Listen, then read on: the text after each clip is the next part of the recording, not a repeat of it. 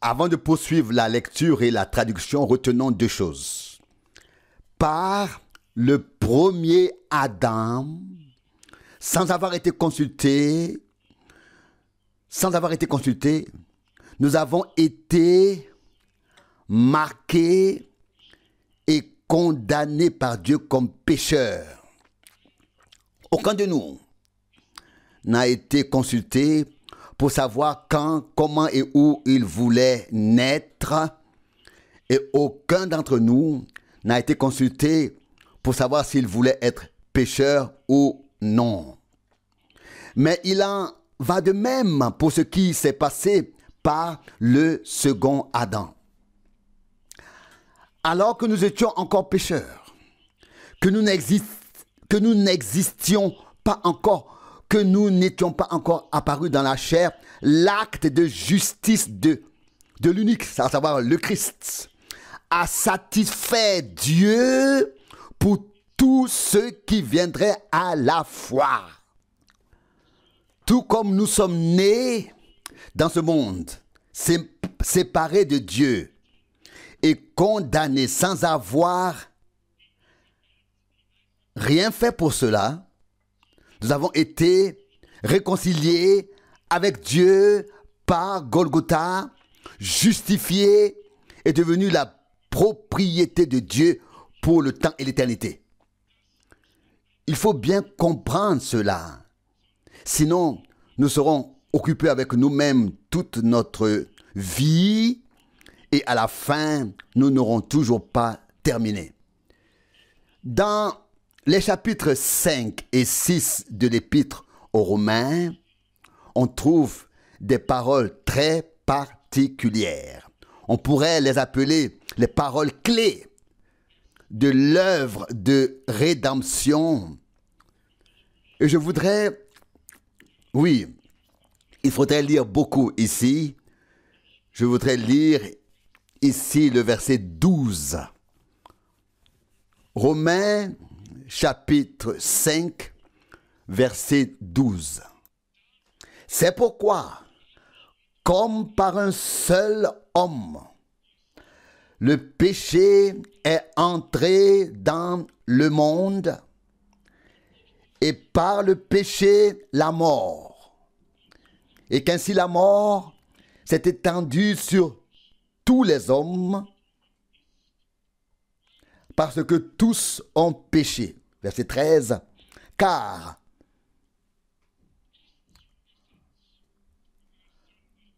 avant la loi, le péché était dans le monde. Mais le péché n'est pas imputé quand il n'y a pas de loi. Verset 14. Cependant, la mort a malgré tout exercé son règne sans restriction depuis Adam jusqu'à Moïse, même sur ceux qui n'avaient pas péché de la même manière qu'Adam, qui est le modèle du futur Adam. Verset 15. Cependant, le don de la grâce de Jésus, frère Franck ici dit Jésus, note du traducteur, n'est pas comme la transgression, car si la transgression d'un seul a entraîné la mort de tous,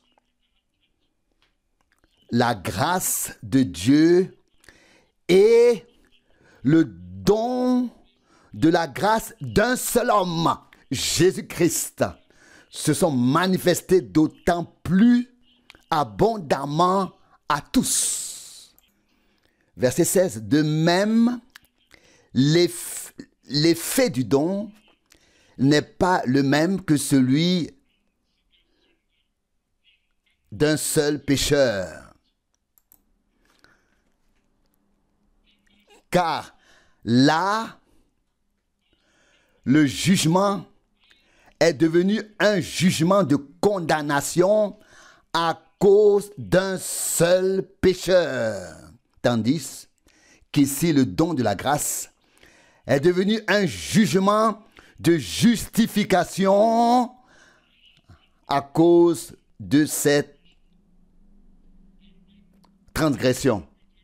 Verset 17. Car si à la suite de la transgression de l'un, la mort a exercé son pouvoir sans limite par la faute de ce seul, ceux qui reçoivent l'abondance exubérante de la grâce et du don de la justice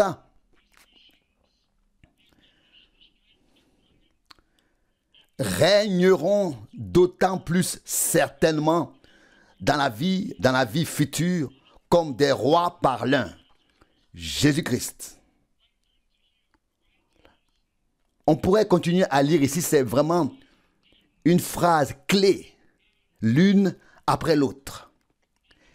Et il est nécessaire que nous parlions la langue de Dieu. Nous admettons être nés dans le péché et avoir vécu dans le péché. C'est le jugement de Dieu sur chaque être humain.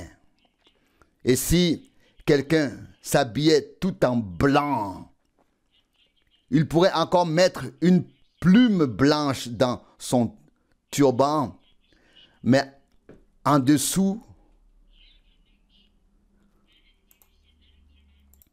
c'est un homme noir. Tout être humain né dans ce monde est né après la chute et est donc né séparé de Dieu, perdu, condamné, jugé dès son enfance. Et vous avez entendu aujourd'hui la comparaison de frère Branham, dont je suis toujours émerveillé par le tact. Il y a rarement eu un homme aussi plein de tact que lui. Vous avez entendu la comparaison selon laquelle un peu d'eau dite bénie est censée transformer un juif en chrétien. La première question est, qui a rendu cette eau bénie ou sainte? Elle peut tout au plus être mouillée, mais pas sainte. Mais les gens y croient. Et lorsque celui qui avait été transformé a voulu faire quelque chose, celui qui avait le pouvoir de rendre cette eau sainte n'avait pas la foi nécessaire pour croire qu'une transformation pouvait aussi là avoir lieu. Non. Nous sommes sincèrement reconnaissants à Dieu de ne pas nous présenter devant lui comme des pharisiens, comme des gens qui disent « Seigneur, je te remercie de ne pas être comme tel ou tel. » Luc 18, 11. Non, nous disons « Oh Dieu, ton jugement sur moi est juste, est vrai, est exact, il est vrai. » Nous disons « Amen » à cela. Mais quand il est écrit, comme le jugement de condamnation est venu sur tous par l'un, et qu'il est écrit ensuite par l'acte de justice d'un seul, la justification est venue pour tous ceux qui croient, alors nous disons aussi de tout notre cœur « Amen » du fond du cœur. Et alors nous reconnaissons que le premier état a été aboli par Dieu et que le second a été établi comme valide. Par conséquent, aux yeux de Dieu, nous ne sommes pas des pécheurs éloignés de Dieu, mais des enfants réconciliés avec Dieu. Je lis encore Romains 5, maintenant le verset 18. Et ici, il est écrit « Ainsi comme par une seule transgression, la condamnation a atteint tous les hommes, de même par un seul acte de justice, la justification qui donne la vie s'étend à tous les hommes. » Oui, je ne sais pas si 2 amens suffisent. Je ne le sais vraiment pas. Ça, c'est l'évangile. C'est le cœur le noyau du message divin. Il n'y a ici aucun homme portant une fonction qui trempe ses mains dans de l'encens ou autre chose et qui agite un pinceau. Et si la parole de Dieu est proclamée avec sincérité, véracité, et heureux celui qui peut y croire, et celui qui croit entre dans la paix de Dieu, le repos de Dieu. C'est merveilleux, et cela devrait tous nous réjouir. Oui, nous disons oui à tout ce que Dieu a dit. Nous disons oui lorsqu'il est écrit que nous avons tous été condamnés lors du premier jugement. Je n'y peux rien, mais c'est ainsi. Et il en va de même pour le second, avec la justification. Vous pouvez le lire à l'avance s'il est écrit dans le même chapitre au verset 5, que Dieu a déjà manifesté son amour, prouvé son amour à notre égard, pour nous alors que nous étions encore ses ennemis, et nous a déjà réconciliés avec lui-même. Romains 5, verset 8. Il ne tient qu'à toi de l'accepter ou de le refuser. De dire oui ou non, de rester tel que tu es, ou de devenir ce que Dieu a prévu pour toi. Et Dieu ne prendra cette décision personnellement à la place d'aucun être humain. Nous devons la prendre, et cela sous l'écoute de la parole de Dieu. C'est pourquoi il est écrit dans Romains 10, la foi vient de la prédication, et la prédication vient de la parole de Dieu. Romains 10, 17. Lorsque la parole est prêchée et crue, Dieu alors agit, et ce que Dieu a établi comme valide s'applique. Si vous lisez l'Épître aux Hébreux, vous trouverez le passage où il est écrit « Si la première alliance avait suffi pour amener les hommes à la perfection, Dieu n'aurait pas cherché à établir une seconde alliance. » Hébreux 8, 7. Et puis nous pensons à Matthieu 26, versets 26 à 28, où le Seigneur a dit « Ceci est la nouvelle alliance dans mon sang. » Dieu a établi une nouvelle alliance et a créé un homme nouveau qui a été intégré dans cette nouvelle alliance. Et tout ce qui n'est pas conforme à la nouvelle alliance en nous, nous le déclarons inexistant. Et tout ce que Dieu exige et attend de nous, il l'accomplira lui-même. Il l'opérera lui-même en nous si nous le lui permettons. Et nous sommes effectivement ici pour que Dieu agisse en nous.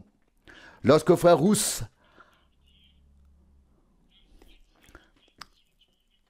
a fait monter la première prière au trône de Dieu après la prière du matin, je me suis dit, comme ce serait beau si nous avions tous,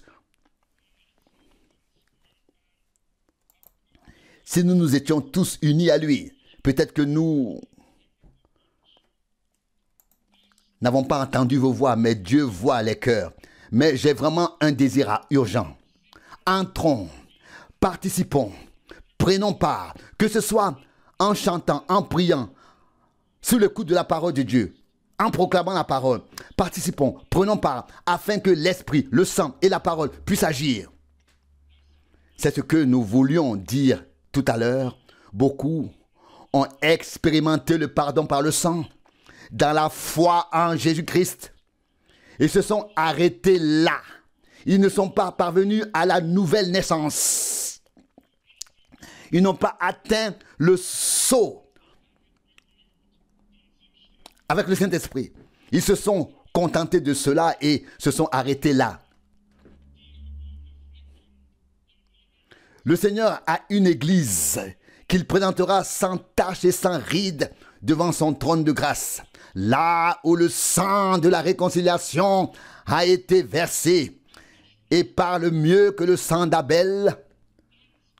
nous acquitte, oui, nous a acquittés, de sorte que nous ne sommes pas seulement devenus croyants, mais qu'en tant que croyants, nous avons la grâce de continuer à marcher avec Dieu par l'esprit et la parole, comme des enfants obéissants qui continuent à marcher avec lui à chaque pas.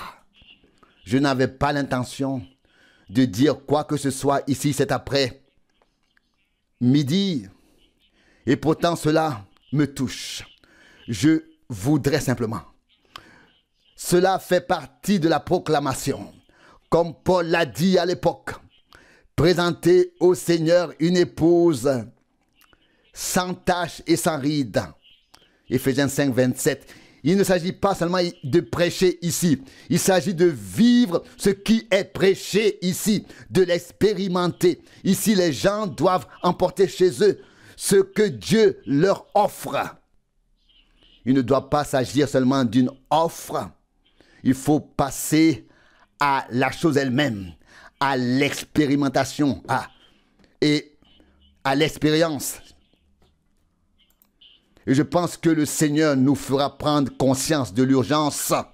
Ce n'est que lorsque nous pourrons dire, comme le prophète Ésaïe, quelle horreur que de percevoir une prophétie. Le lit dans lequel on veut s'étendre est trop court. La couverture dans laquelle on veut s'envelopper n'est pas assez grande. Ésaïe 28, verset 20, vous connaissez tous cette parole. Vous connaissez tous cette parole. Nous devons constater que cela ne suffit pas, que nous avons besoin de plus. Et alors Dieu peut aussi donner davantage. Alors il peut se révéler, se manifester. Heureux ceux qui ont faim et soif de justice. Bénis ceux qui ont faim et soif de justice, car ils seront rassasiés. Matthieu 5, 6. Vous pouvez le voir ce soir dans la vie quotidienne, naturelle, quand des gens n'ont pas mangé de toute la journée, comment cela se passe. Et il doit en être de même dans le domaine spirituel.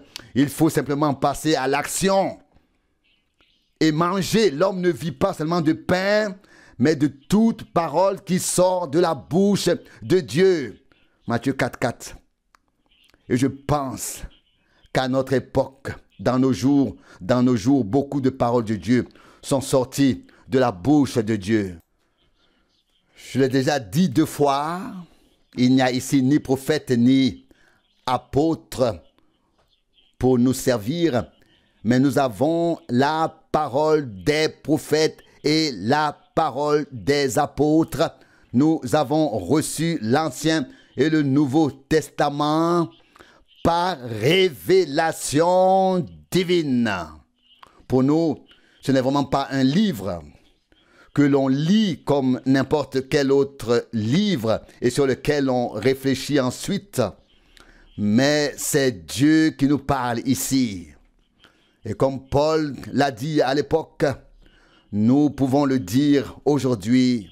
Vous avez reçu la parole que nous vous avons prêchée, non comme une parole d'homme, mais comme la parole de Dieu, ce qu'elle est en réalité. 1 Thessaloniciens 2, 13. Et ainsi que la parole du Seigneur nous soit adressée de cette manière. Et il serait bon que nous l'écoutions avec crainte et respect et recueillement, que nous soyons ouverts intérieurement, que nous la suivions et que nous réagissions en conséquence, afin que Dieu, par sa parole et par son esprit, puisse accomplir et réaliser ce qu'il a prévu dans la foule rachetée par le sang. Combien d'entre vous souhaitent vivre Dieu, expérimenter Dieu? Amen, amen, amen. Oui. Combien d'entre vous croient que cela est possible? Oui. Oui, cela ne dépend pas de Dieu. Oh, puisses-tu croire? Tu verras des miracles. Jean 11, 40. Qu'a fait le Seigneur en premier après sa résurrection? Quand il s'est adressé aux 11 disciples, les réprimanda pour leur incrédulité. Marc 16, 14, le Seigneur était consterné de trouver une telle incrédulité chez les siens. Auparavant, il leur avait dit, ceux qui croient, ces miracles accompagneront ceux qui auront cru. Marc 16 et 17. Et après la résurrection, il constate le désastre de l'incrédulité parmi les siens et il dit, et il est écrit, il les réprimanda pour leur incrédulité et leur dureté de cœur. Marc 16, 14. Je veux vous dire ceci, ces deux choses vont de pair. Partout où la dureté de cœur se manifeste, l'incrédulité n'est pas loin. Mais là où il y a de la douceur, de l'amour, de la grâce et de la compassion, il y a la foi comme le dit l'Écriture. Et dans ce cas, elle nous dit, comme nous l'avons lu dans Romains 5, verset 18, ainsi comme par une seule transgression, tous les hommes ont été condamnés, de même par un seul acte de justice. Tous les hommes ont été justifiés et ont reçu la vie, ont été acquittés. Et il s'agit même d'une justice qui donne la vie, non seulement une justice prononcée, mais une nouvelle vie directement qui agit en ce que Dieu a racheté, qu'il a déclaré juste. Qu'il a déclaré juste. Dieu est efficace. Dieu ne fait pas de promesses en l'air. Quand il envoie sa parole, c'est pour qu'elle accomplisse ce pourquoi il a envoyé. Ésaïe 55, 11. Eh bien, que Dieu nous bénisse. Je vais maintenant continuer à traduire. Si vous êtes seulement né dans la fraternité d'une communauté, alors c'est tout ce que vous êtes. Si vous êtes né dans une doctrine religieuse, alors vous n'avez que cela. Mais si vous êtes né de Dieu, alors vous avez reçu sa parole. Alors Dieu est votre Père et il vous élèvera afin que vous puissiez prononcer sa parole. Quelque chose de nouveau est né. Il est prêt à prendre la parole et à lui donner la vie et à lui donner vie. Maintenant, vous avez votre éducation, votre formation, l'éducation de vos enfants. C'est la partie difficile. Si vous pensez devoir faire ceci ou cela et que la parole vous en sépare et vous montre qu'il faut faire autrement, vous dites pourquoi croit-il cela? De cette manière, d'autres disent que ce que nous croyons n'a aucune importance. Mais Dieu l'a dit ainsi. Vous avez un nouveau Père. Si vous êtes né de nouveau, vous avez aussi une nouvelle nature. L'ancienne nature est morte. Vous avez une nouvelle nature. Autrefois, vous suiviez un chemin. Maintenant, vous en suivez un autre. Avant, vous alliez dans une direction vers le bas. Maintenant, vous allez dans l'autre direction vers le haut. Ce sont de nouvelles inclinations. Vous n'aimez plus les choses du monde, mais les choses de Dieu. Vous ne vous souciez plus de ce que les gens disent, qu'ils se moquent de vous ou non, car vous êtes né d'en haut et vous êtes orienté vers le haut. Dieu n'a pas honte de vous, vous n'avez pas honte de Dieu. Lisez le chapitre 11 de l'Épître aux Hébreux. Vous verrez alors ce qu'ils ont fait. Ils erraient dans des cavernes vêtues de peaux de mouton, etc. Ils vivaient dans le désert. Hébreux 11, 37. Lisez le chapitre 11 de l'Épître aux Hébreux et vous verrez ce que font les gens dont la nature a été transformée. Quelle est votre nature? Sa nature.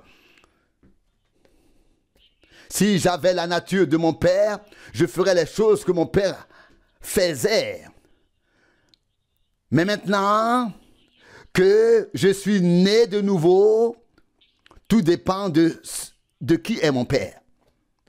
Si vous êtes simplement né dans une assemblée, c'est votre père alors. Vous pouvez même l'appeler père si vous le souhaitez dans une communauté religieuse. Mais si votre père est Dieu, alors vous êtes né dans la famille de Dieu, alors vous recherchez les choses de Dieu. C'est vrai. Vous êtes un enfant de Dieu. Votre nature est la nature de Dieu. Certains d'entre vous entendent dire notre assemblée croit que les jours des miracles sont révolus. Comment pouvez-vous croire que les jours des miracles sont révolus si Dieu lui-même est un miracle?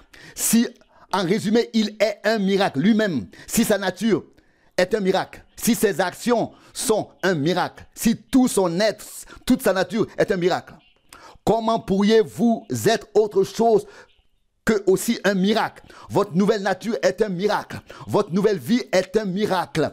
Votre être, votre nature est un miracle. Vous ne pouvez plus regarder en arrière vers la nature morte, car tout est devenu nouveau. Une nouvelle créature, une nouvelle création, c'est vrai. Vous connaissez mon histoire. Quand un aiglon a été couvé parmi les poussins, c'était très différent. Mais c'est ainsi qu'il est né. Vous voyez, la graine dans l'œuf était différente. C'était un autre oiseau, bien sûr. Il avait l'air différent, il agissait bizarrement, pas comme les autres, mais il agissait tout naturellement, selon sa nature. Il n'y pouvait rien. C'était un aigle, sa nature était celle d'un aigle. Il ne pouvait être autre chose qu'un aigle. Vous voyez, il en va de même avec ces dénominations. Il y a aussi des aigles, mais ils sont encore dans la boue et dans les choses de ce monde. C'est notre tâche d'aller les chercher et les faire sortir. Un jour, la mère aigle est venue en volant. Pensez-vous que la poule pouvait retenir ce petit? Viens ici, mon chéri, reste ici, et ainsi de suite. Non. Ses inclinations étaient tournées vers le haut, ses penchants. Et il s'envola plus de dénomination. Plus de dénomination pour lui. On ne pouvait pas le retenir. Un homme qui est né de Dieu, vous ne pouvez pas le rappeler à la dépravation du péché. Il est né de nouveau. Il est nouveau. Il a la nature d'un aigle. Il doit s'élever vers le céleste. Il doit aller là où se trouve sa mère et son père.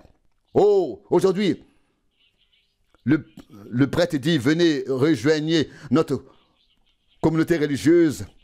C'est du fanatisme. Mais le jeune aigle entend l'appel de sa mère. Peut-être que la mère a dit, Jésus-Christ, le même hier, aujourd'hui et éternellement. Hébreux 13, 8. Et la poule dit, ah, les jours des miracles sont révolus. Clou, clou, clou. Les jours des miracles sont révolus. Ainsi de suite. Vous ne pouviez plus le retenir. Je l'entends dire, maman, comment puis-je monter là-haut? Bats simplement des ailes, ça ira. Tu es un aigle, marche dans la foi.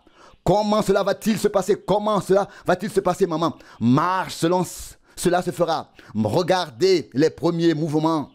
Il est monté sur un poteau de clôture, mais ensuite il s'est envolé. Nouvelle nature, nouvelle création. La nature de votre Père. Et vous croyez et aimez chaque parole qu'il a dite. Chaque parole humaine est un mensonge si elle contredit cette parole.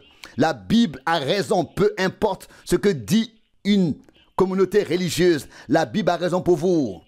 Si la communauté religieuse est votre Père, vous croyez en la communauté religieuse comme Père. Si c'est Dieu, vous croyez Dieu. Vous avez soit cette nature, soit celle-là. Si Dieu est votre Père, vous avez la nature, vous avez sa nature et vous croyez en sa parole. Si vous appartenez à la communauté religieuse, vous croyez à la parole de la communauté religieuse. Si vous êtes né de Dieu, si vous êtes né de nouveau, vous croyez à ce que Dieu a dit et non en ce que dit l'assemblée ou la communauté religieuse. Cela me rappelle une histoire qui s'est déroulée en Géorgie. Il y avait là un canard parmi les poussins. Et ce canard était également une chose étrange parmi les poussins. Il avait même un bec bizarre, mais ce bec avait un but précis. Il en va parfois de même avec les chrétiens, pour les chrétiens qui semblent un peu fanatiques aux yeux des autres, mais cela a un but précis. Il avait l'air différent et bizarre parce qu'il était parmi les poussins, voire parmi les dindes. Eux aussi avaient leur particularité et aimaient d'autres choses, mais le canard était différent. Un jour, La vieille poule est allée derrière la maison avec ses petits. Mais ce petit canard parlait une langue complètement différente, avait des besoins complètement différents. Il venait d'un œuf complètement différent. Et je pense que beaucoup d'entre vous peuvent dire, nous venions de différentes communautés religieuses, mais ils étaient authentiques, ils étaient nés de cette manière, sortis. Vous voyez, les autres ne comprennent pas cela. Ils n'y croient pas vraiment. J'utilise ces exemples pour vous montrer cela. Un jour, il est allé derrière l'étable et il y avait de l'eau qui coulait. Il y avait un petit ruisseau et au début, le petit a suivi la poule, mais il n'était pas satisfait de ce qu'il mangeait là-bas et de ce qu'il faisait. Et après un certain temps, il a senti l'odeur de l'eau et s'est demandé d'où cela venait. Oh, cette petite brise venue du ciel, quand elle arrive, oh, remarquez, comme c'est rafraîchissant. Alors, la prédication vous interpellera. Elle vous touchera. Il y aura un sens pour vous. Vous direz, oh, soleil céleste. Il pensait que quelque chose était différent. Voyez-vous, le rafraîchissement, cette bouffée d'air frais correspondait à la nature que nous avions déjà. Eh bien, je sais qu'il y avait quelque chose auquel j'appartenais, pas au credo. Vous voyez ce que je veux dire. Nous avons senti l'eau et cela nous a attirés vers elle. Tout comme le canard est attiré par l'eau, le croyant et Dieu sont attirés l'un vers l'autre car ils appartiennent l'un à l'autre. Et puis, le vent s'est mis à souffler comme le puissant grondement du ciel à l'époque. Et le petit n'a plus pu résister. Il s'est dandiné aussi vite qu'il a pu vers l'eau. Et vous savez, la poule lui a gloussé après. Mais cela n'a servi à rien. Et la poule a peut-être dit, espèce de fanatique, reviens donc. Il n'écoutait pas du tout. Il avait senti l'eau. Il allait vers l'eau, il était en chemin vers elle. Oh, c'est une source remplie du sang qui a coulé des blessures, des meurtrissures de Jésus. Celui qui se plonge dans ce flot sera débarrassé de toutes ses tâches. Un vrai chrétien ne veut rien avoir à faire avec le monde. Il ne veut pas vivre ici, errant et vagabondant, sans savoir où il se trouve. Aujourd'hui, ils sont méthodistes, demain baptistes, presbytériens, pentecôtistes, ceci ou cela. Oh frère, un vrai chrétien veut avoir le rafraîchissement de l'esprit, le rafraîchissement de la vie qui vient de Dieu. Quelque chose qui fait de lui une nouvelle créature. Vous voyagez sur des routes enneigées et verglacées, etc. Vous venez ici. Aimez-vous toujours les choses de ce monde? Alors vous êtes trompé. Alors votre sacrifice n'a pas encore été accepté. Votre nature n'a pas encore été transformée. Savez-vous maintenant ce que signifie être né de nouveau? Votre nature est transformée. Vous devenez une nouvelle création. Vous devez d'abord mourir, puis naître de nouveau. Je sais que je devrais conclure. Donnez-moi encore un peu de temps. Si vous aimez toujours le monde et prétendez être né de nouveau, vous avez peut-être pleuré, vous avez peut-être ressenti ceci ou cela. Bien sûr, on pleure. Qui ne pleure jamais? Et vous pouvez dire, frère Branham, j'ai parlé en langue. C'est bien, c'est bon. Et je regarde maintenant une femme à qui une vision m'a été montrée. Elle a fait un rêve et j'ai pu le lui dire. Et puis j'ai dû aller voir la femme d'un prédicateur pentecôtiste et lui dire, tu n'as pas le Saint-Esprit, ma sœur. Mais ensuite, elle l'a reçu. Vous voyez, c'est différent. Ce n'est pas parler en langue, ce n'est pas danser dans l'esprit. Aucune de ces choses ne peut le remplacer. C'est une mort et une naissance, une nature transformée, une existence transformée. Les anciennes choses sont mortes. Tout est devenu nouveau. Le monde est mort et Dieu a tout renouvelé. Dieu est votre vie et le monde est mort pour vous. Avez-vous compris cela? Écoutez, Maintenant, je dois couper un peu, raccourcir un peu pour dégager les broussailles, les hommes et les femmes qui ne veulent pas suivre la parole de Dieu et son enseignement, bien qu'ils prétendent être nés de nouveau, quelque chose ne va pas. Quelque chose est faux. Maintenant, j'aimerais m'adresser un instant aux femmes. Si une femme sait que la parole de Dieu condamne les cheveux courts, le port de pantalons longs ou courts, etc., et que vous n'avez pas assez de bon sens pour laisser pousser vos cheveux et vous habiller comme une chrétienne, alors vous êtes trompé. Je me moque de ce que vous avez vécu ou expérimenté, que vous ayez parlé en langue ou dansé dans l'esprit, au point que tout le bâtiment en ait été secoué. Cela ne signifie rien. Cela montre simplement que l'amour du monde est en vous, ce qui est condamné par Dieu. Et la Bible dit que la femme doit avoir les cheveux longs, car c'est ce que nous enseigne la nature. Quand elle a les cheveux longs, c'est un honneur pour elle. 1 Corinthiens 11, 15. Et elle, c'est peut-être raison qu'elle ne doit pas les couper. Si elle les coupe, elle déshonore sa tête, c'est-à-dire son mari. Et si l'homme porte les cheveux longs, il déshonore sa tête qui est le Christ. Que les femmes s'habillent décemment comme des dames. Et puis, alors, manque déjà de... ensuite, elles manquent déjà de décence en général. Et pourtant, elles disent gloire à Dieu, alléluia. J'ai parlé en langue, alléluia, gloire à Dieu. Cela montre que l'esprit qui est en vous est mauvais. Si vous avez la nature de la parole, vous accepterez la parole. Et à tout moment, si vous avez la nature de Dieu, alors vous êtes devenus fils et filles de Dieu. Ses enfants croient en sa parole. Amen. Ses descendants. D'un autre côté, je ne crois pas au baptême au nom de Jésus-Christ, etc. C'est ce que vous dites.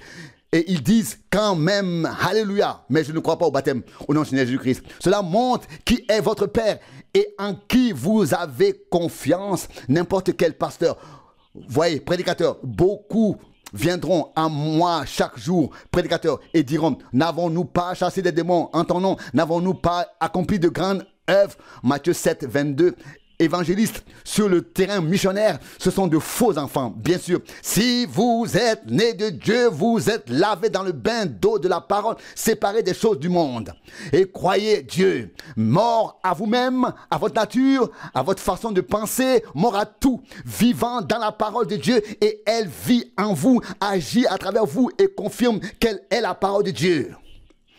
Et Jésus a dit, ces signes accompagneront ceux qui auront cru. Marc 16 et 17. Alors comment pouvez-vous alors nier la parole de Dieu? Nous voyons maintenant ce que signifie la nouvelle naissance. Si vous êtes toujours en colère, méchant, arrogant, etc. et que vous dites ensuite nous sommes nés de l'esprit, vous vous disputez, vous vous querellez et tout le reste, non, ce n'est pas une nouvelle vie. Ce n'est pas l'esprit de Dieu. L'esprit de Dieu est humble, doux, patient, aimable. Ça c'est Dieu. Aimable, bon, indulgent, etc. Ça, c'est l'esprit de Dieu, oui.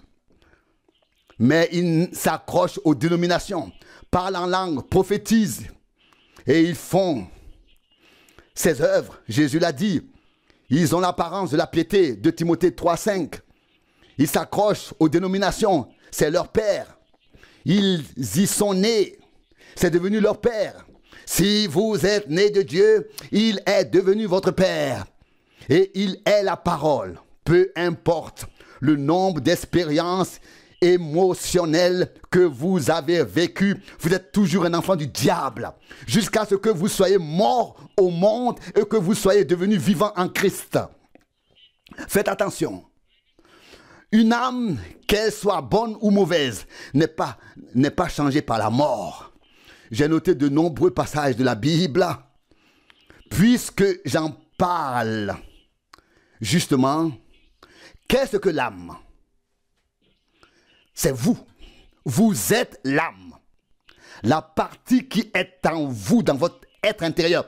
Quand vous mourrez, tout ce qui est en vous va à sa destination. vous ne pouvez pas l'arrêter. Alors, c'est le moment, la mort ne change rien, ne vous transforme pas. Seulement la nouvelle naissance vous change. Pendant votre vie, vous dites, oui, j'ai le Saint-Esprit. Et je vous le dis, le Saint-Esprit vous baptise dans le corps pour le service. Vous voyez, celui qui croit à la vie éternelle, Jean 6, 47, celui qui entend mes paroles et croit en celui qui m'a envoyé à la vie éternelle, Jean 5, 24. Et puis ensuite vient le baptême du Saint-Esprit et vous êtes alors baptisé dans le corps. Mais si vous croyez, vous recevez la vie éternelle, vous obtenez une nouvelle vie, vous devenez une nouvelle création. Souvenez-vous que la mort ne change rien à l'âme, qu'elle soit bonne ou mauvaise. La mort ne fait que vous transporter vers votre destination. L'avez-vous entendu? Si le monde est en vous, et l'amour du monde, alors il mourra, car le monde doit mourir. Dieu a condamné le monde, la manière d'être du monde, et il doit mourir. Et si le monde est en vous, vous mourrez avec le monde. On ne peut pas être plus clair que ça. Et si vous êtes né de Dieu maintenant, cela doit retourner à Dieu.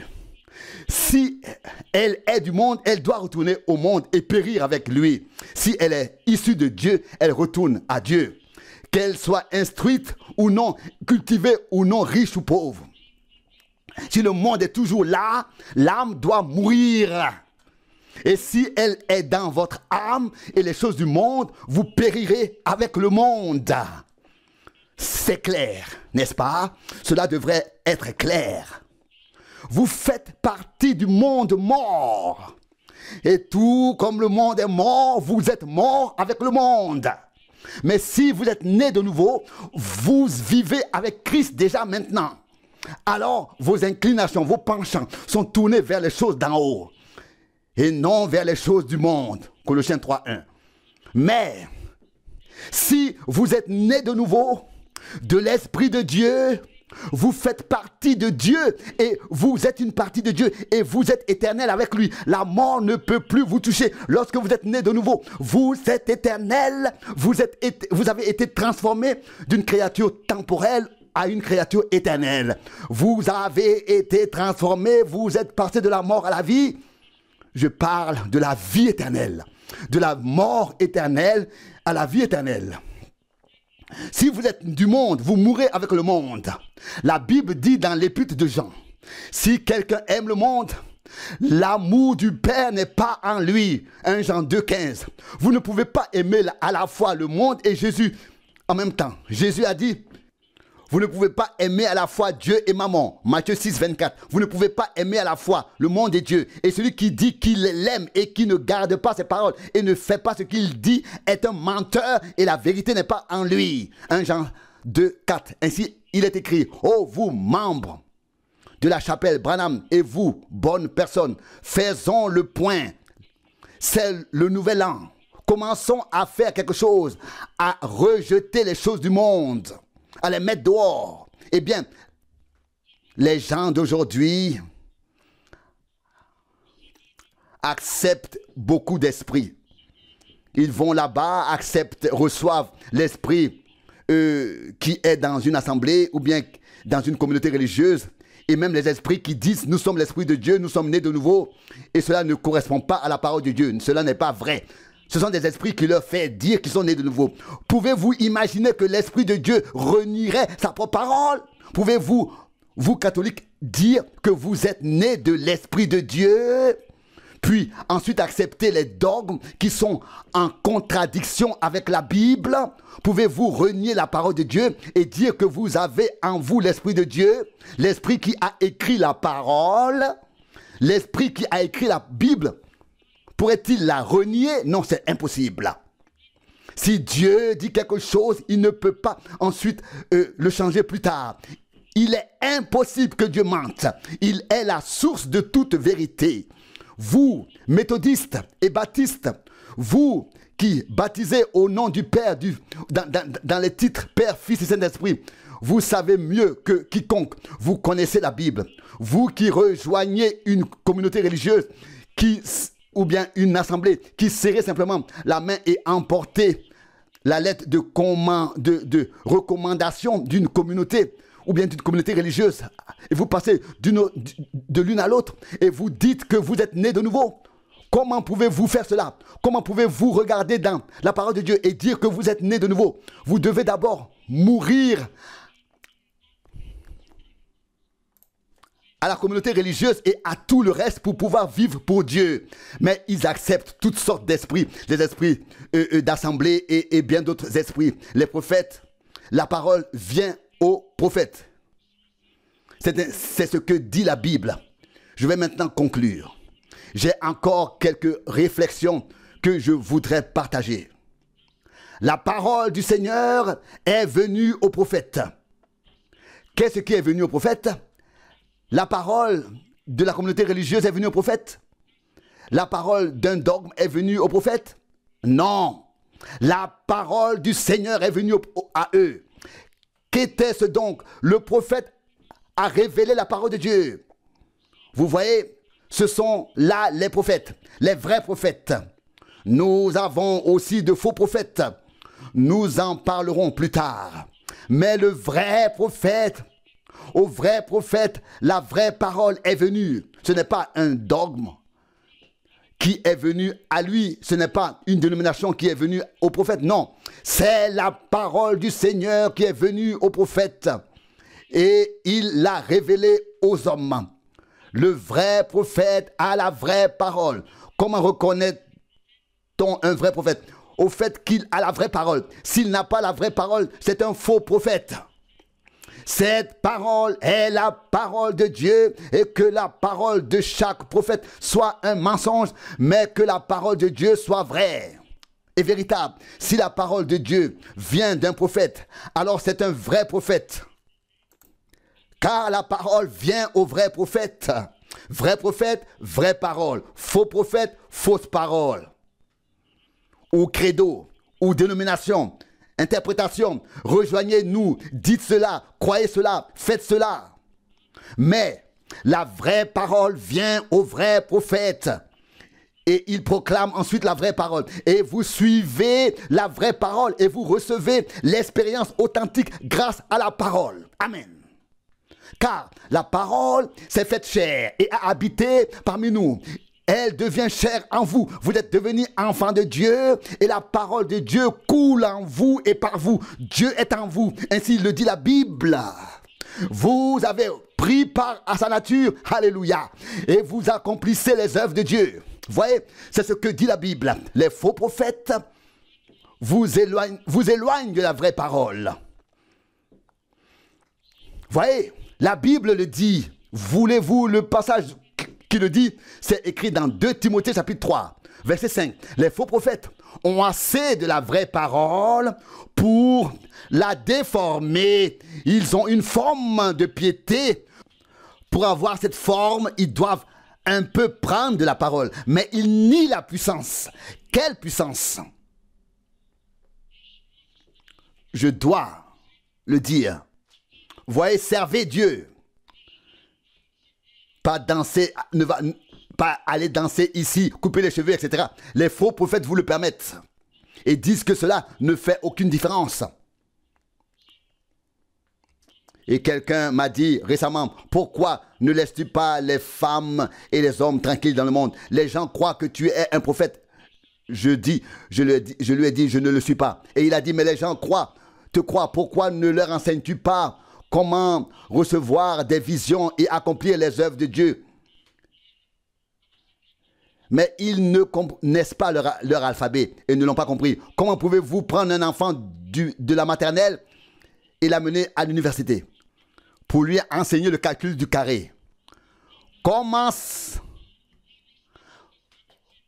savez-vous ce que signifie l'alphabet? Croyez toujours en Christ. De l'anglais, always believe Christ. Ne croyez pas en une assemblée ou une communauté. Croyez Christ. Pourquoi? Le reconnaître, c'est la vie. Est-ce vrai? Jean 17,3. Ne pas connaître un dogme, un credo, ni même connaître sa parole suffit. Vous devez le connaître. Apprenez à le connaître comme sauveur. personnelle, et cela par la nouvelle naissance. Comme Jésus l'a dit à Nicodème, si vous ne croyez pas aux choses terrestres, comment croirez-vous quand je vous parlerai des choses célestes? Comment pouvez-vous croire aux choses? L'Esprit agit et montre des visions et autres. Et si vous ne croyez pas aux choses terrestres, comment croirez-vous aux autres choses? S'il ne croit même pas qu'il faut arrêter de fumer, mettre de l'ordre dans ses vêtements, dans sa manière de s'habiller et se débarrasser de toutes ces choses du monde, comment puis-je leur enseigner d'autres choses afin qu'ils y entrent? Voyez-vous, les faux prophètes ont la mauvaise parole, la fausse parole, les doctrines, les interprétations, les dénominations, etc. Mais ils disent quand même gloire à Dieu, etc. Ils ont ici le manteau d'Élie et disent gloire à Dieu. Et là, ils disent autre chose. Voyez-vous? Et quelqu'un dit, oh, cela m'a complètement envahi. Je l'ai ressenti.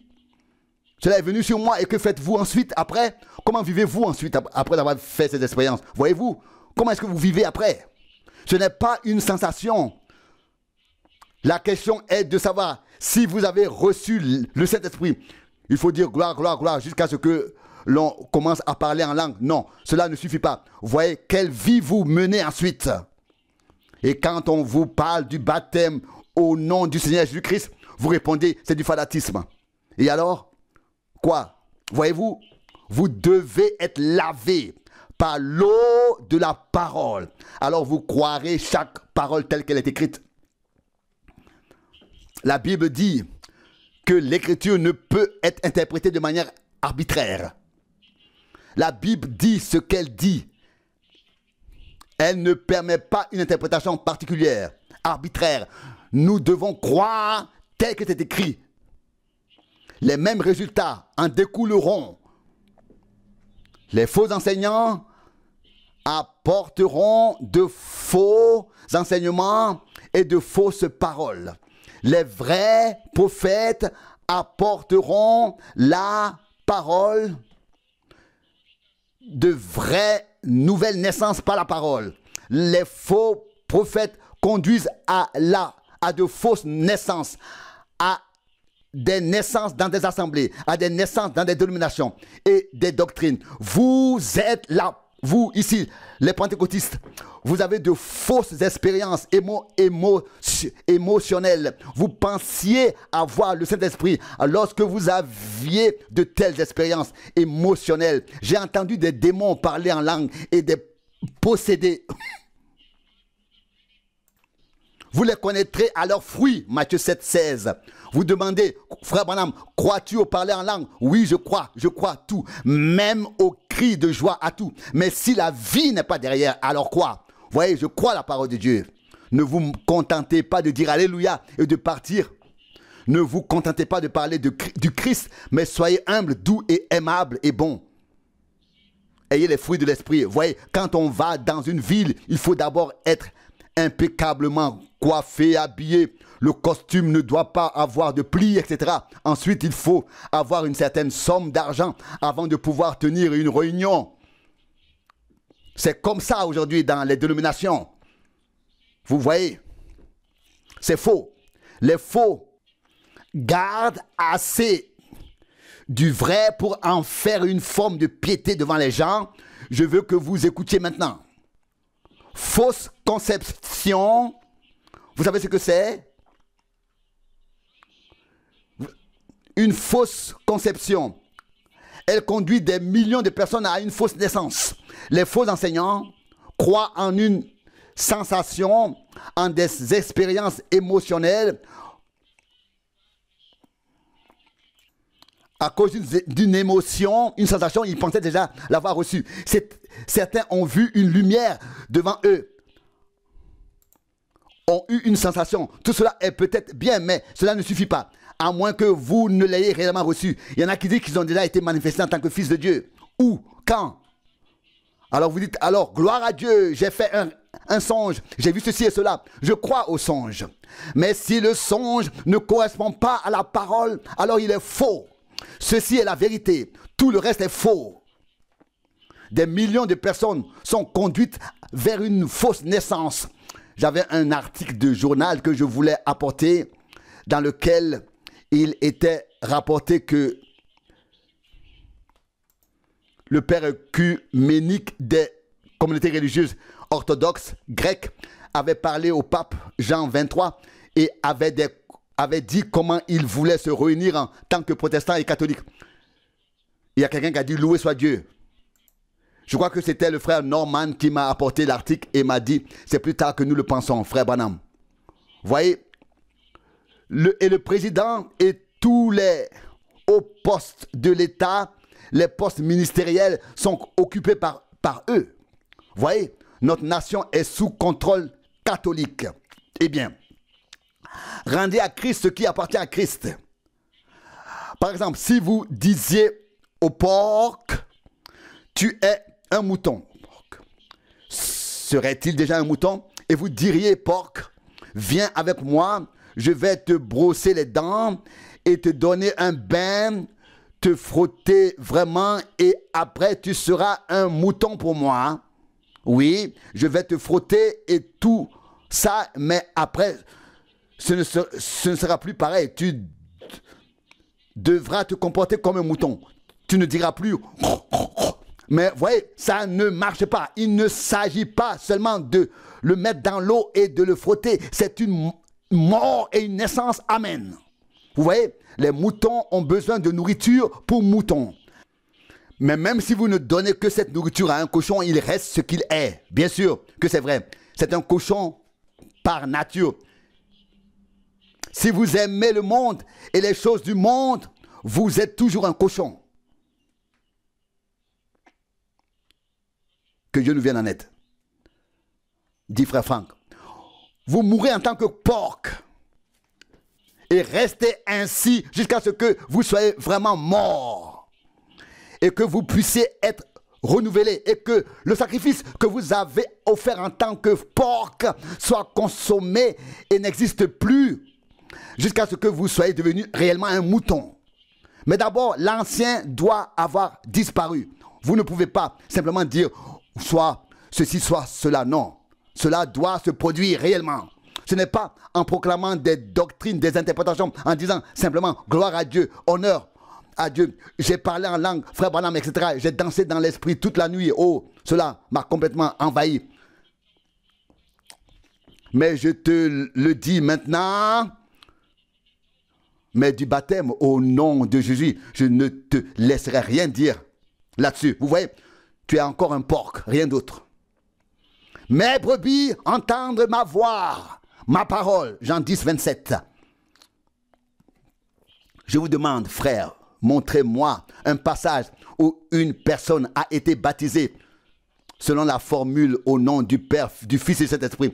Ils disent aussi, peu importe ce que cela produit, alléluia, je ne veux rien savoir de ces trucs de Jésus seul. Non. Je sais que je l'ai reçu, je sais qu'il l'ai reçu. Non. Le mouvement Jésus seul est un groupe de personnes, une dénomination. Et l'un ne peut accuser l'autre car les deux ont tort. Je parle de vrais chrétiens régénérés, nés de nouveau à 100% par l'Esprit de Dieu et imprégnés de la rosée du ciel. Que vous soyez méthodiste ou autre, l'important est que vous soyez dirigés vers la parole et que vous en fassiez l'expérience personnelle. Amen. Les gens d'aujourd'hui veulent des raccourcis. Ils pensent qu'on le reçoit en un instant et puis, que font-ils réellement? Ce soir, ils sont dehors, comme certains dont nous connaissons les noms. Nous ne voulons pas les nommer car cela est enregistré sur bande magnétique. Un jour, ils sont dans une boîte de nuit, jouent de la guitare là-bas et le lendemain matin, ils jouent dans l'assemblée avec la même guitare et pincent les cordes de la même guitare. Vous voyez? La Bible dit dans le prophète Ésaïe, au chapitre 28, toute la table est pleine de vomissements. Au verset 8. Et il est écrit, la truie se roule dans la boue après s'être lavé et le chien retourne à son propre vomi. 2 Pierre 2, 22. Pourquoi reviennent-ils toujours? Parce qu'ils ne sont pas nés de nouveau. S'ils étaient nés de nouveau, ils seraient de nouvelles créatures. Voyez, un vieux corbeau, vous pourriez le peindre d'une belle couleur, comme une colombe, tout blanc, par exemple. Oui, mais le corbeau resterait un corbeau, tout comme un boussard, un oiseau de proie, tout comme avant. Il se jette sur des choses mortes. Vous savez, une colombe n'a même pas besoin de prendre un bain. Oh, alléluia! Une colombe est faite ainsi. Elle a de l'huile en elle qui sort de l'intérieur et imprègne ses plumes et les nettoie. Cela vient de l'intérieur. Oh, la buse peut dire, oui, j'en ai aussi. Non, pas comme ça. Non. Et pas non plus un peu d'eau bénite aspergée ici ou là. Non. Une naissance doit avoir lieu. Oh, certains disent, loué soit Dieu, je vais à l'assemblée tout comme toi, alléluia, ainsi de suite. Non, ça ne marche pas ainsi. La colombe a de l'huile en elle. Et il n'y a pas d'autre oiseau qui soit conçu comme elle. Elle se purifie de l'intérieur. Elle n'a pas besoin de veiller à sa pureté. Elle reste pure. Elle est pure. Oh, so when. Alléluia. Quelque chose en elle la maintient pure. Pas je me suis joint à une assemblée la semaine dernière, etc. Ou ceci ou cela. Non. Pas j'ai arrêté de fumer le cigare et ainsi de suite. Pas. Oh sœur, je suis censé être démodé et m'habiller en conséquence. Et maintenant, je dois laisser pousser mes cheveux. Et maintenant, tout le monde se moque de moi. J'ai tellement de difficultés. Et c'est vraiment une épreuve. Oh, que Dieu ait pitié de toi. Frère, si tu as reçu quelque chose en toi, alors tu es continuellement lavé, tu restes immobile et tu es lavé. Si vous êtes des brebis, vous n'avez pas besoin de fabriquer la laine, elle vient d'elle-même, elle pousse. On ne dit pas à la brebis, donne-moi de la laine, elle vient automatiquement. Vous portez les fruits de l'esprit. Vous dites, oui, maintenant je dois faire ceci, puis cela, et alors je dois être... Non, non, non. Naissez de nouveau, simplement. Soyez simplement nés de nouveau. Vous demandez, dois-je veiller toute la nuit? Dois-je étudier toute la nuit et même faire des pénitences, me repentir? Non, certainement pas. Naissez de nouveau. Faire des exercices de repentance? Non. Cela doit venir de l'intérieur et cela mettra alors de l'ordre à l'extérieur. Vous voyez, l'intérieur doit être lavé et alors l'extérieur ne sera plus un porc, mais un agneau. Vous savez, je ne suis pas instruit. Je dois simplement parler avec de tels exemples. J'ai lu l'histoire de Jean-Baptiste. Lui aussi a utilisé des expressions terrestres comme race de vipère, race de vipère. Il a parlé des haches qui ont été placées à la racine des arbres, etc. Matthieu 3, 10, il a puisé cela dans la nature à l'époque. C'est ce dont il parlait. Il a fait des comparaisons avec des choses qu'il connaissait. Quand vous voyez un cochon et un agneau, c'est une belle comparaison. Tout le monde la comprend. Un cochon reste un cochon, un agneau, un agneau. Vous devez naître de nouveau avant de pouvoir être un agneau. Les raccourcis. Aujourd'hui, on veut tout avoir très vite, raccourcir. Les pentecôtistes et d'autres veulent raccourcir le chemin vers le ciel. Et disent alléluia, raccourci, alléluia ici, et raccourci, et de nouveau alléluia. Non. Et puis on dit, oui, demain j'irai là-bas, j'expulserai, je chasserai les démons, et etc. Je ferai ceci et cela, alléluia. Mais ils veulent tous prendre le raccourci et apporter autant de choses du monde qu'ils le peuvent. Vous ne pouvez rien emporter du monde et il n'y a pas de raccourci pour le chemin du ciel. Vers le ciel, vous devez passer par Golgotha. Vous mourrez. Oh mon Dieu, que puis-je dire d'autre pour l'exprimer correctement? Vous devez mourir, littéralement mourir au sens propre du mot, mourir aux choses du monde et naître de nouveau. Amen. Pas de monde, pas de choses du monde. Tout est mort. Plus de raccourcis. Vous voyez? Ils ne veulent pas grandir. Ils veulent tout avoir tout de suite. Mais nous grandissons dans le Seigneur. Il faut grandir et vivre des expériences. On a besoin de croissance pour vivre des expériences. Les gens de la côte ouest, il y a déjà un groupe qui dit « Nous baptisons dans l'immortalité par le baptême d'eau. Grâce à lui, vous devenez de jeunes hommes et de jeunes femmes, etc. » Les autres ont le manteau d'Élie et ici l'Apocalypse. Et ceux-là, ils pensent qu'ils sont déjà les fils de Dieu manifestés. Absurdité. Où trouvez-vous cela dans la parole? Les bébés ne naissent pas adultes, ils naissent bébés et grandissent jusqu'à l'âge adulte. Je devrais peut-être relire Éphésiens, peut-être le verset 15, quelque part dans cette partie du 4e chapitre. Peut-être commencer par le verset 12, Éphésiens 4, verset 12.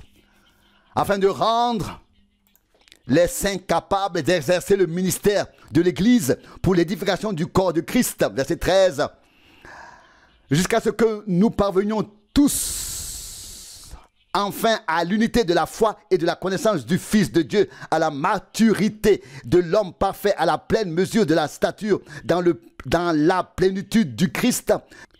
Verset 14, car nous ne devons plus être des enfants immatures, ballottés et emportés à tout vent par les doctrines, par la tromperie des hommes qui par leur ruse cherchent à nous égarer. Verset 15, mais en pratiquant la vérité, nous devons grandir en tout vers celui qui est le chef, le Christ. Quoi? Demain? Déjà demain? Non, grandir en lui. Grandir en lui. Il est le chef, le Christ. Il est la tête, le chef, le Christ, une croissance. Je me souviens de la première prédication que j'ai prononcée. Je suis monté sur scène, sur l'estrade, et j'ai pensé que je m'en étais bien sorti. Et les vieilles femmes ont pleuré, ce qui m'a fait tellement plaisir. Elles m'admiraient en tant que jeune homme, et le docteur Davis était un vieil avocat. Il a dit aujourd'hui, c'est toi qui prêches. Et je suis venu et j'ai demandé comment je m'en suis sorti après la prédication. Je pensais qu'il dirait bien. Et il a dit, c'est le pire que j'ai jamais entendu. Je n'ai jamais entendu quelque chose de semblable, d'aussi mauvais. J'ai dit, mais frère Davis, mais ils ont tous pleuré. Mais il a répondu, mais ils pleurent aussi aux enterrements. Et on pleurait, et on pleure dans certaines occasions. Et il a dit, tu sais Billy, tu n'as pas prêché la parole, tu as parlé d'une mère qui a perdu un enfant et qui a pleuré, etc. On ne naît pas de nouveau à travers ce genre de choses qui sont présentées ainsi. Et il m'a coupé l'herbe sous le pied directement. Ce n'est pas la jubilation, mais la parole qui importe. La parole rend vivant et apporte l'expérience. Et il a dit, Billy, je vais t'expliquer. Quand j'ai dû défendre ma première affaire en tant qu'avocat, c'était entre un homme et une femme. Et la femme pleurait et j'ai pleuré avec elle. Et soudain, l'avocat de la partie adversaire a dit, quelle absurdité, faites sortir cet homme. L'avocat de la partie adverse était adulte, il savait de quoi il s'agissait. Pleurer ne sert à rien. Il a dit, monsieur le juge, combien de temps le tribunal va-t-il tolérer ces absurdités et supporter tout ce comportement? À quoi bon? C'est comme ça pour beaucoup. Beaucoup de choses sont faites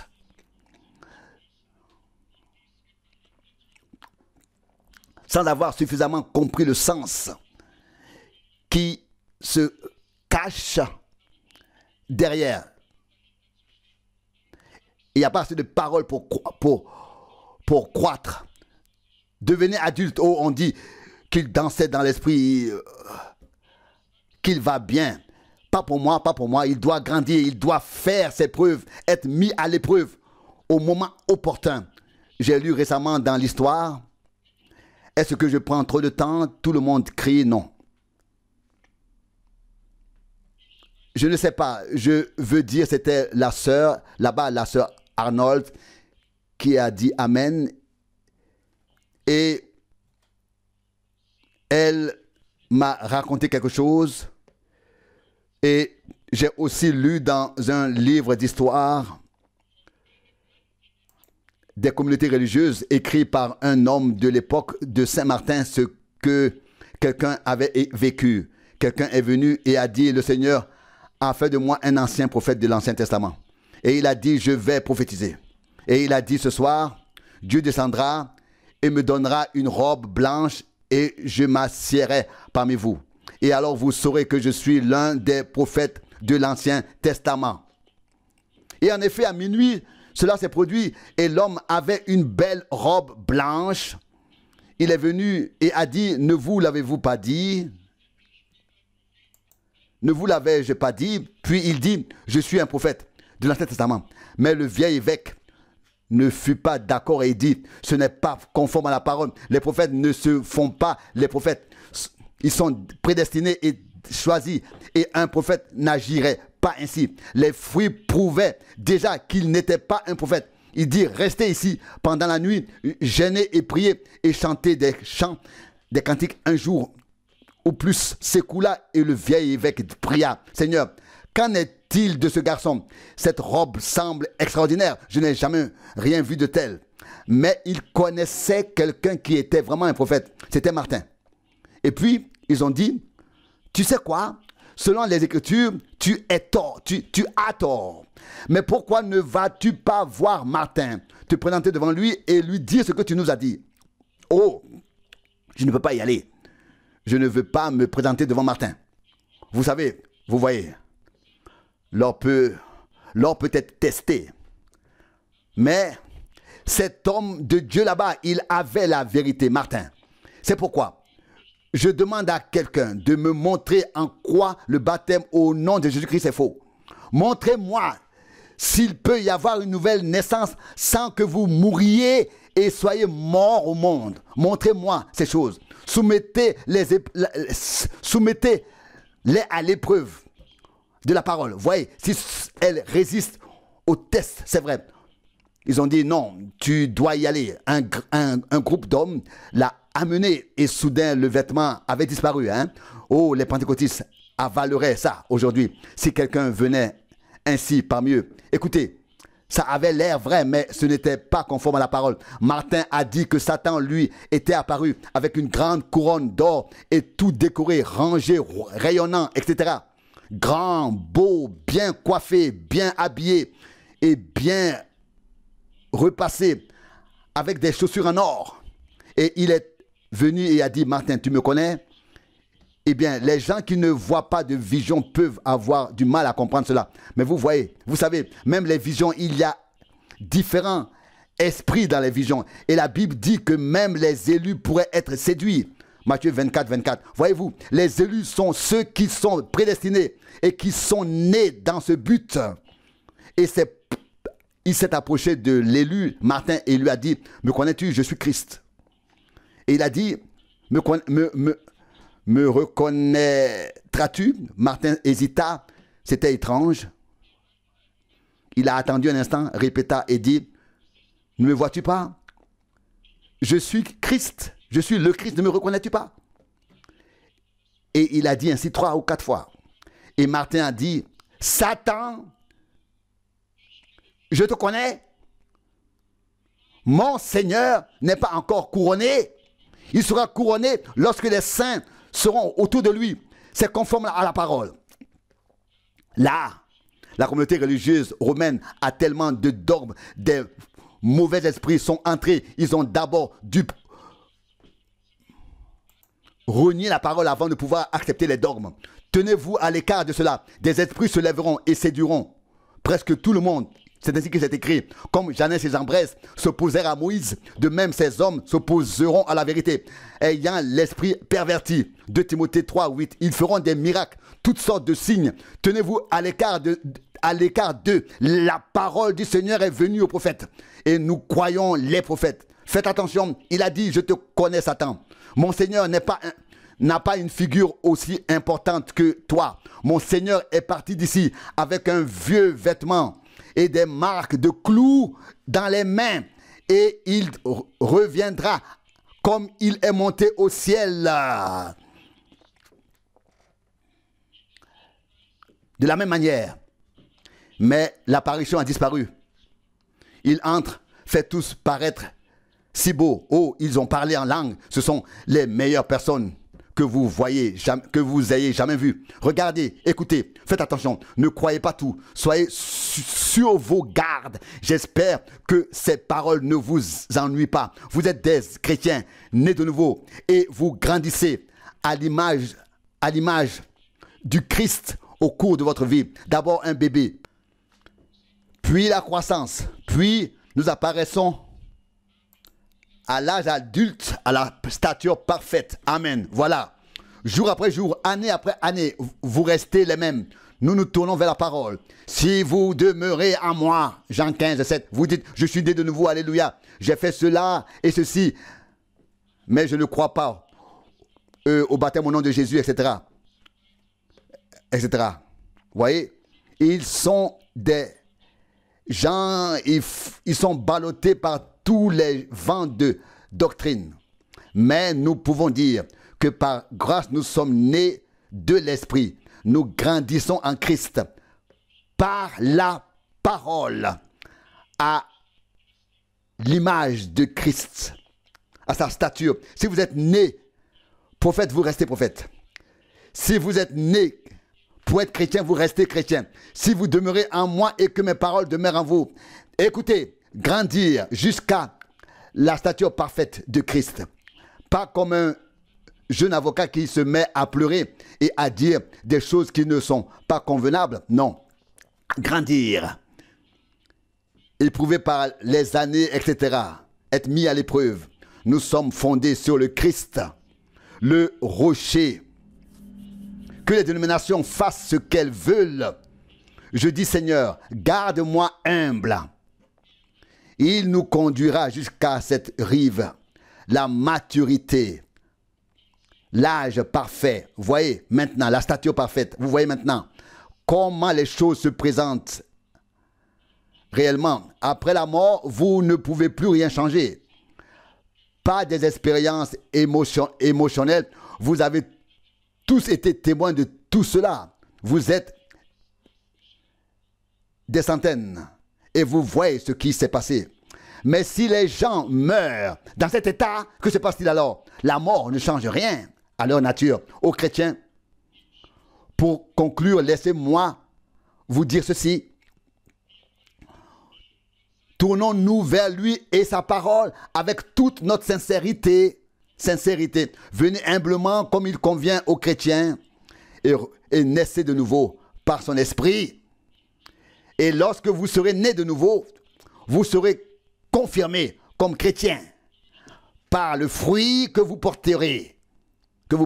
Avez-vous tous compris cela?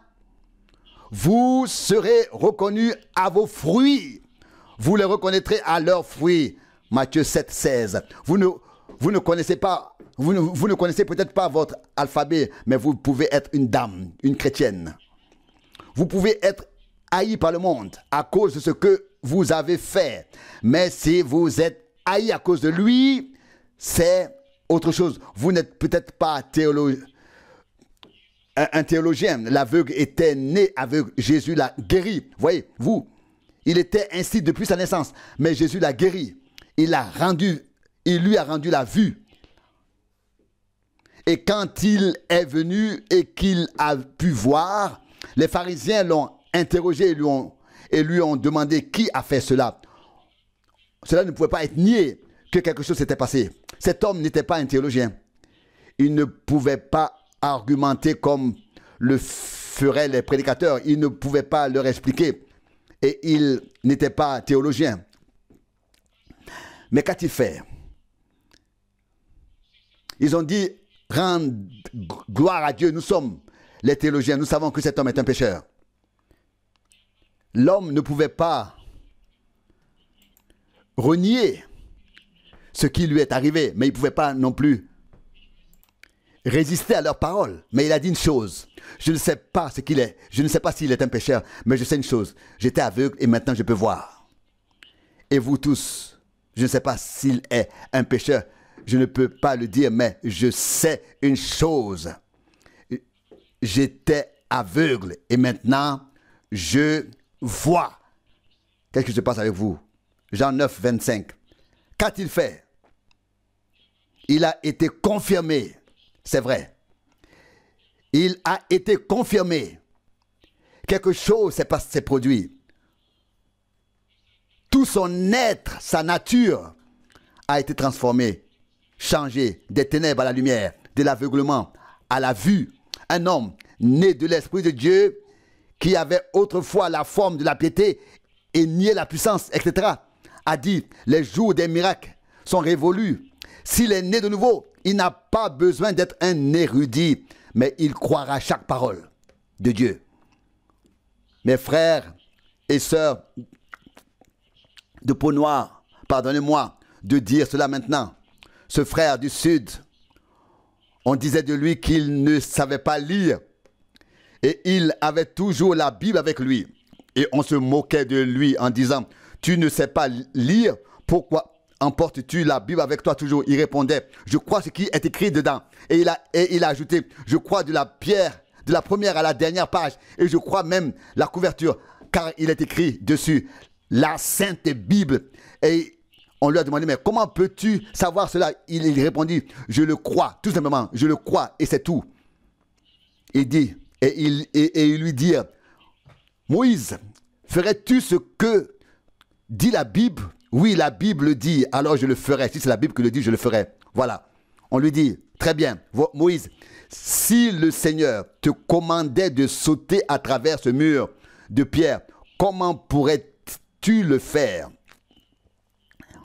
Et il demanda: la Bible dit-elle que Moïse doit sauter à travers ce mur de pierre? Ils répondirent: eh bien, mais si Dieu te parlait et te disait de sauter à travers le mur de pierre, il dit: si Dieu me disait de le faire, alors je le ferais. Et ils demandèrent: comment pourrais-tu le faire? Tu te cognerais la tête. Non, Dieu aurait déjà fait le trou pour moi avant que j'y arrive. Vous voyez, vous devez oser prendre Dieu au mot, à sa parole, et agir en conséquence. Voici une petite femme nerveuse. Elle pense qu'elle va mourir. Tu ne vas pas mourir. Tu demandes: comment cela peut-il arriver? Prends sa parole, repose sur toi dessus. Tiens-toi là-dessus et vois ce qui se passera. Dis au diable qu'il est un menteur. Peu importe ton âge, dis au diable: retire-toi, et il devra se retirer. Et tu verras ce qui se passera. Alors tu cesseras de dire: oh, j'ai eu une crise cardiaque. J'ai eu une crise cardiaque. C'est un mensonge. Tu n'en as plus. Crois simplement en la parole de Dieu. C'est vrai. Si vous êtes né de nouveau, Dieu vous confirmera. Et baptisé, etc. Car Dieu confirme sa parole, sa nature. Vous le reconnaîtrez à ses fruits. C'est vrai. Tous ces serviteurs ont été confirmés de la même manière. Comment connaît-on un péché? Parce qu'il porte des pêches. Comment savez-vous que c'est un pommier? Parce qu'il porte des fruits et des pommes. Comment savez-vous que c'est un chrétien? Parce qu'il porte les signes chrétiens. Parce qu'il a une vie de chrétien. Une vie chrétienne. Comment savez-vous que c'est un enseignant? Parce que la parole est apportée par lui. Comment savez-vous que c'est un prophète? La parole est apportée par lui, rend témoignage et est confirmée. Elle se confirme elle-même. Comment cela se produit-il? Il faut d'abord mourir. Vous voyez, nous devons mourir et devenir une nouvelle création en Jésus-Christ. Cela vient par la vocation, par l'appel, et nous y restons fidèles. Les fruits de l'Esprit nous accompagnent lorsque nous sommes ses serviteurs, lorsque nous sommes nés de nouveau. Les fruits de la vie du Christ nous accompagnent. Comment reconnaissez-vous le péché, parce qu'il porte des péchés. Comment le reconnaissez-vous un chrétien? Parce qu'il agit en chrétien, parce qu'il parle comme un chrétien, vit comme Christ, triomphe du péché. Que fait-il? Il ne dit pas, regardez ce que j'ai fait. Le Christ n'a pas fait cela. Il a rendu toute la gloire au Père. C'est vrai. Faites de même. Vous les reconnaîtrez à leurs fruits. En vérité, je vous le dis, si un homme ne naît de nouveau, il ne peut voir le royaume de Dieu. Jean 3:3. Ce n'est pas mon message du nouvel an, mais mon conseil à vous, chrétiens, à vous qui aimez Dieu. Si vous venez à l'autel des reins du jugement de Dieu et que vous voulez naître de nouveau, allongez-vous dessus. Ne vous attendez pas à vous relever, mais à rester allongé, à mourir tout simplement, et à ce que tout soit fini. Si vous n'avez pas l'intention, n'y allez pas, ne vous allongez pas dessus, soyez sincères, puis faites-le. Il me reste encore quelques pages, mais je dois maintenant conclure. Allongez-vous sur l'autel de Dieu, sur l'autel de bronze, l'autel des reins de Dieu, de jugement. Devenez aussi mort au monde que Christ l'était. Devenez aussi mort que le serpent jugé dans le désert qui y a été élevé là-bas. Il n'y avait pas de vie en lui. En fait, la vie avait disparu. Christ est mort. Il était mort. On l'a descendu de la croix, on l'a mis dans le tombeau. Il était mort. Et puis, il est ressuscité pour notre réjustification. Et nous pouvons... Et nous mourrons avec l'agneau sur l'autel. Et nous sommes ressuscités avec lui par la justification. Car sa vie qu'il a fait sortir de la mort, cette même vie nous a élevés de notre condition mortelle et nous a fait de nouvelles créatures dans le royaume de Dieu et nous a scellés pour le jour de la rédemption de notre corps. En vérité, je vous le dis, si quelqu'un ne naît de nouveau, il ne peut voir le royaume de Dieu. N'essayez pas de comprendre. Jésus dit que vous ne pouvez pas comprendre. Acceptez-le. Acceptez-le sur la base de sa parole. Vous ne croyez pas aveuglément. Non, vous dites, Seigneur, Seigneur, tue-moi. Ce n'est pas une expérience émotionnelle. Tue-moi. Enlève le monde de moi. J'aime encore les choses du monde. Non, je ne parle pas de la création des beautés de ce monde. Je parle du désir, de la convoitise, de la saleté de ce monde, etc. Ces choses meurent automatiquement. Elles n'ont plus aucun droit sur vous. Elles vous sembleront sales. Vous dites, je ne comprends pas comment les gens peuvent vivre ainsi. Vous vous exclamerez, et plus vous le verrez, plus cela vous rendra malade. Vous ne pouvez plus faire de compromis. Il n'y a plus de place pour cela. Non, même si le monde existe, il est mort pour vous. Vous ne pouvez plus y prendre part. Vous êtes mort. Ne le faites pas. Mourrez aux choses de ce monde. Que le Seigneur vous bénisse.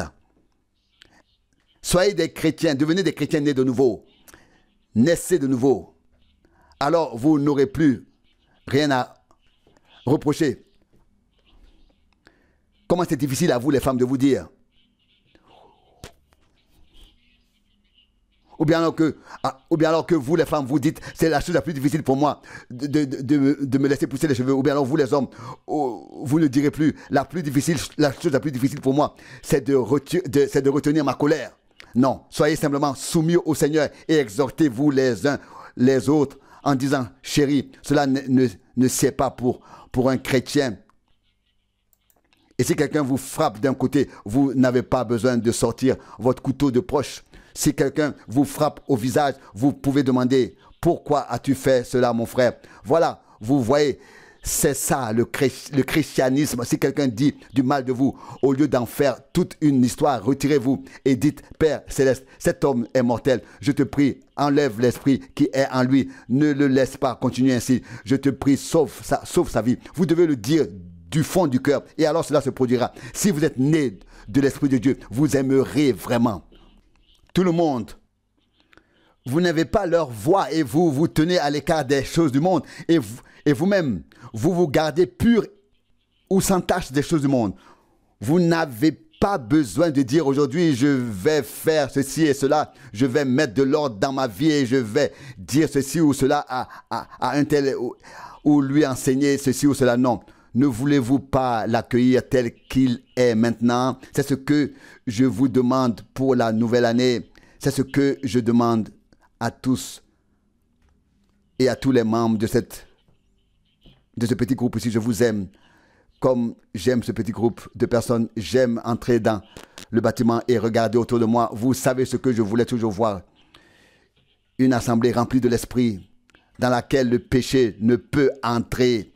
Si un membre fait quelque chose de mal, l'esprit le fera ressortir afin que la crainte s'empare des chrétiens, que tout soit mis en ordre, car sinon on serait appelé dans l'assemblée. Ne serait-ce pas merveilleux? Et lorsque les impurs viennent s'asseoir parmi nous, le Saint-Esprit parlera en premier, il révélera, etc. Il leur dira et il agira sur l'un puis sur l'autre. Tous pris, tous forment une unité, une seule personne, car nous sommes tous membres d'un seul corps, tous nés de nouveau, remplis de l'Esprit de Dieu, du même Esprit, baptisés dans le même corps. Ne serait-ce pas merveilleux? Nous pouvons l'avoir, Dieu l'a promis, mais d'abord la mort, être enseveli, puis la résurrection avec lui. Inclinons maintenant la tête pour prier.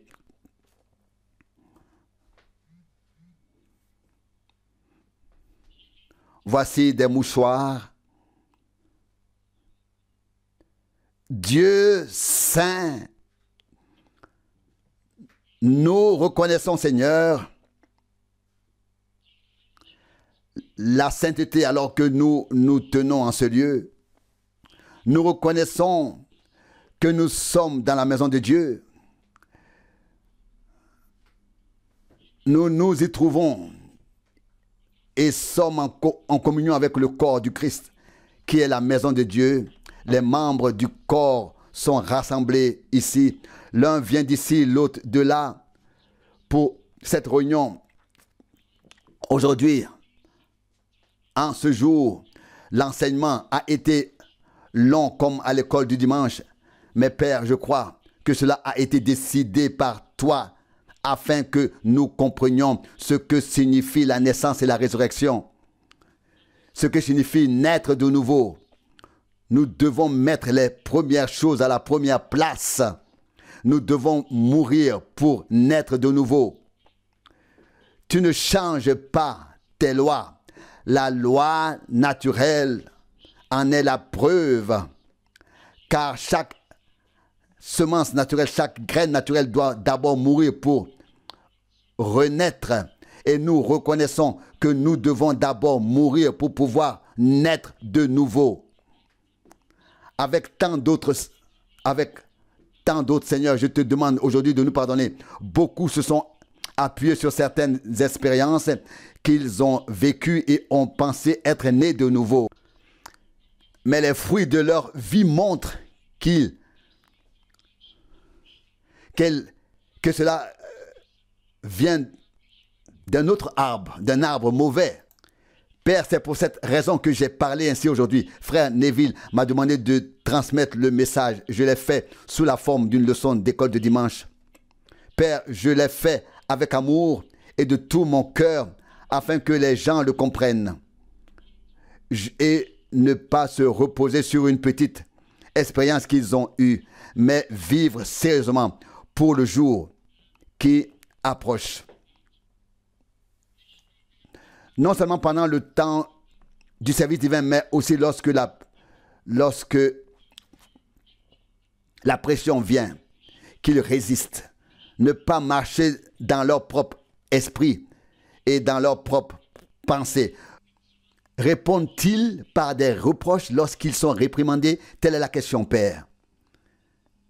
Et quand nous voyons qu'il est tout à fait impossible que l'un sauve l'autre, que toi, ô Dieu, tu as préparé un chemin, que tu as offert un sacrifice universel, que c'est la seule façon dont nous pouvons venir, non pas par une assemblée, non pas par un credo, une confession, une sensation, mais par le chemin du Christ. Tout comme le premier homme est mort, justifié sur l'autel avec son agneau, ainsi chacun doit mourir avec le Christ jusqu'à cette heure avec l'agneau. Le Christ Jésus, alors nous sommes morts avec lui et ressuscités avec lui pour une nouvelle vie, pour marcher en nouveauté de vie. Accorde le Seigneur qui ne passe devant aucun cœur. Que cela ne passe pas comme ça devant aucun cœur. Nous voulons y réfléchir aujourd'hui alors que nous revenons ici ce soir à 19h30 pour la réunion.